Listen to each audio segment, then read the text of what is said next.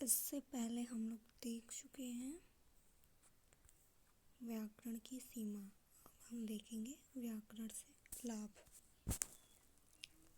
यहाँ अब यह प्रश्न हो सकता है, यदि भाषा व्याकरण के आश्रित नहीं और यदि व्याकरण की सहायता पाकर हमारी भाषा शुद्ध, रोचक और प्रामाणिक नहीं हो सकती,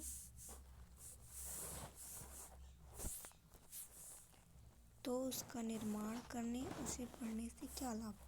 कुछ लोगों का यह भी आक्षेप है कि व्याकरण एक शुष्क और निरुपयोगी विषय है। इन प्रश्नों का उत्तर यह है कि भाषा से व्याकरण का प्रायः वही संबंध है जो प्राकृतिक विकारों से विज्ञान का है।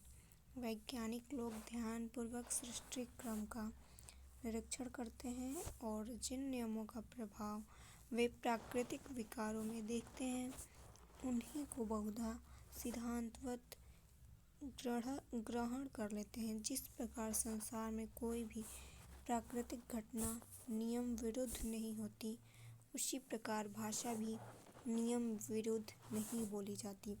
व्याकरण इन्हीं नियमों का पता लगाकर सिद्धांत स्थिर करते हैं। व्याकरण में भाषा की रचना, शब्दों की व्युत्पत्ति और स्पष्टतापूर्वक विचार प्रकट करने के लिए उनका शुद्ध प्रयोग बताया जाता है, जिनको जानकर हम भाषा के नियम जान सकते हैं और उन भूलों का कारण समझ सकते हैं जो कभी कभी नियमों का ज्ञान न होने के कारण अथवा असावधानी से बोलने या लिखने में हो जाती है। किसी भाषा का पूर्ण ज्ञान होने के लिए उसका व्याकरण जानना भी आवश्यक है। किसी भाषा को पूर्ण सही तरीके से जानने के लिए उस व्याकरण को जानना आवश्यक है। कभी कभी तो कठिन तथा अथवा संदिग्ध भाषा का अर्थ केवल व्याकरण की सहायता से ही जाना जा सकता है। कहने का मतलब ये है कि कुछ शब्द या वाक्य ऐसे होते हैं जिनको समझना कठिन होता है और उनको हम तभी समझ पाएंगे जब व्याकरण के नियमों को समझ पाएंगे या व्याकरण को समझ पाएंगे।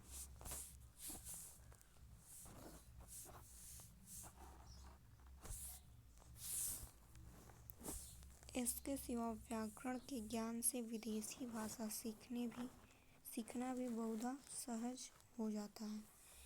इसके अलावा व्याकरण के ज्ञान से विदेशी भाषा को हमें सीखने में बहुत ही आसानी से, बहुत ही सहजता से हम लोग सीख सकते हैं। कोई व्याकरण को शास्त्र मानते हैं। व्याकरण का अर्थ क्या हुआ? जो व्याकरण को समझते हैं, और वह व्याकरण को क्या मानते हैं? शास्त्र मानते हैं। और कोई उसे केवल कला समझते हैं, और कोई ऐसे व्याकरण है जो उसे क्या समझते हैं? शास्त्र समझते हैं, और कोई हैं जो उसे कला समझते हैं। पर यथार्थ में उसका समावेश दोनों भेदों में होता है। शास्त्र से हमें किसी विषय का ज्ञान विधि पूर्वक होता है। शास्त्र से क्या होता है? किसी भी विषय का विधि पूर्वक या नियम पूर्वक हमें ज्ञान होता है उसके बारे में। और कला से हम उस विषय का उपयोग सीखते हैं। कला से क्या सीखते हैं? किसी भी विषय का उपयोग सीखते हैं। और ये जो जानकारी है ये कहीं भी आप लागू कर सकते हैं, ठीक, किसी भी विषय को पढ़ने में। व्याकरण का शास्त्र इसलिए कहते हैं कि उसके द्वारा हम भाषा की उन नियमों को खोज सकते हैं जिन पर भाषा का शुद्ध प्रयोग अवलंबित है। और वह कला इसलिए है कि हम शुद्ध भाषा बोलने के लिए उन नियमों का क्या करते हैं? पालन करते हैं। जिन शब्दों का शुद्ध प्रयोग अवलंबित है, वह कला इसलिए है कि हम शुद्ध भाषा बोलने के लिए उन नियमों का पालन करते हैं। विचारों की शुद्धता तर्क शास्त्र के ज्ञान से और भाषा की रोचकता साहित्य शास्त्र के ज्ञान से आती है। कैसे आती है? विचार हमारे यदि शुद्ध रहेंगे तो तर्क शास्त्र के ज्ञान से आएगा, और भाषा की रोचकता कहाँ से आएगी? साहित्य शास्त्र के ज्ञान से आएगी।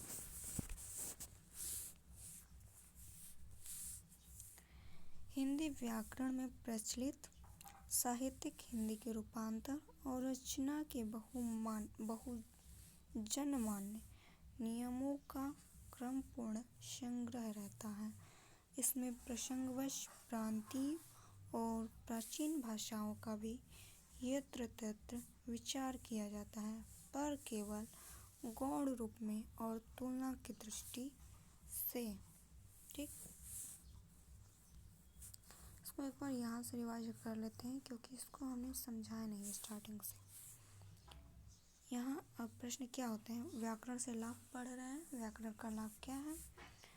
तो अब यहाँ यह प्रश्न होता है कि यदि भाषा व्याकरण की आश्रित नहीं है और यदि व्याकरण की सहायता पाकर हमारी भाषा शुद्ध, रोचक और प्रामाणिक नहीं हो सकती है।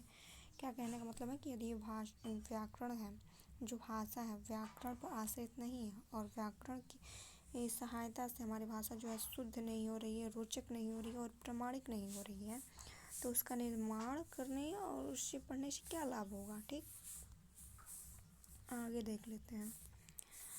कुछ लोगों का भी यही आक्षेप है, अर्थात उनका मत है कि व्याकरण एक शुष्क और निरुपयोगी विषय है। निरुपयोगी का अर्थ उसका कुछ उपयोग नहीं है उसमें, भाषा में। इन प्रश्नों का उत्तर यह है कि भाषा से व्याकरण का प्रायः वह संबंध है। अब इनका ये जो प्रश्न है इसका उत्तर यहाँ है कि भाषा से व्याकरण का संबंध वह है जो प्राकृतिक विकारों से विज्ञान का है। जो हमारे प्राकृतिक विकार होते हैं, कमियाँ होती हैं, उनसे विज्ञान का संबंध है व्याकरण का। वैज्ञानिक लोग ध्यानपूर्वक सृष्टि क्रम का निरीक्षण करते हैं। वैज्ञानिक लोग क्या करते हैं? ध्यान से सृष्टि का क्रम जो है उसे क्या करते हैं? ध्यान से निरीक्षण करते हैं, देखते हैं, ध्यान अवलोकन करते हैं और जिन नियमों का प्रभाव वे प्राकृतिक विकारों में देखते हैं और जिन नियमों का प्रभाव देखते हैं प्राकृतिक कमियों में, विकारों में, उन्हीं को बहुधा सिद्धांतवत क्या कर लेते हैं? ग्रहण कर लेते हैं। जिन कमियों को देखते हैं प्राकृतिक में, प्राकृतिक जो कमियां होती हैं उनको सिद्धांत पूर्वक उन्हें ग्रहण कर लेते हैं। जिस प्रकार संसार में कोई भी प्राकृतिक घटना नियम विरुद्ध नहीं होती, और यदि वो ग्रहण कर लेते हैं तो प्राकृतिक कोई भी घटना नियम विरुद्ध नहीं होगी।